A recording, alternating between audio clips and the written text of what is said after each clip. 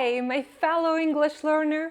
Let me ask you this. How do you learn new vocabulary in English? How do you reach your goal of expressing yourself clearly and confidently in English without those annoying long pauses when you're frantically trying to find the right word to use? In my experience, you try different methods and see what works for you. So today I'm going to talk about all methods of studying English vocabulary I've ever tried, and the pros and cons of each strategy. The topic is a bit too big for one video, so there's gonna be part 2 next week. Stay tuned and let's dive in! Method number 1, learning by rote plus translation.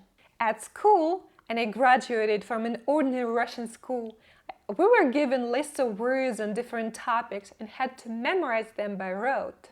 We had notebooks where we wrote down a word, its pronunciation, and its translation into Russian. Pros: it's pretty easy and pretty straightforward. Cons: no context, can be really boring, and mostly passive vocabulary. My verdict: the method of learning lists of words with their translations without context isn't very effective. However, it can be really useful for the first few thousand words when you're a beginner, and it helped me a lot to start consuming content in English. Method number 2. Consuming a lot of content in English without focusing on learning vocabulary. In 2013, I started reading books, articles, blogs in English on a regular basis. I started listening to podcasts in English even earlier than that. The bottom line is I devoured content in English, but didn't work in vocabulary at all, or grammar for that matter. I learned to guess the meaning of words from the context, and my passive vocabulary became quite extensive without much effort. Pros: it's fun and easy. No writing down vocabulary and memorizing it.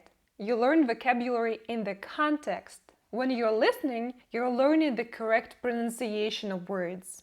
Cons: it's only passive vocabulary. If you're not looking up words in the dictionary constantly, you often have no additional information about the words, their grammar, different meanings, etc. My verdict: consuming content in English is a highly effective method of expanding your passive vocabulary and improving your listening and reading skills. Also, it means that you're using materials that you really enjoy. However, when it comes to active vocabulary that you can actually use in your conversations and writing, no. I understood that when I started studying for IELTS. Method number 3. Writing down words with their context, but no reviewing. My thoughts about IELTS were, I'm so screwed.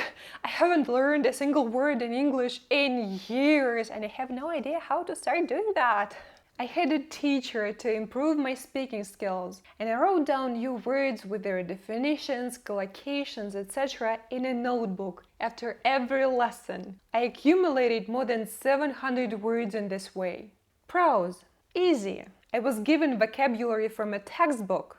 A bit of working on active vocabulary during the lessons. Cons: I didn't review the words regularly and pretty much never returned to them.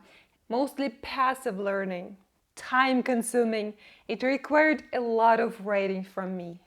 My verdict: writing down words is not enough to make them your own. You need to actually implement them in your speaking and writing. Writing down words but not reviewing them, not returning to them regularly, was a huge waste of time for me. Method number 4, Anki, a flashcard program.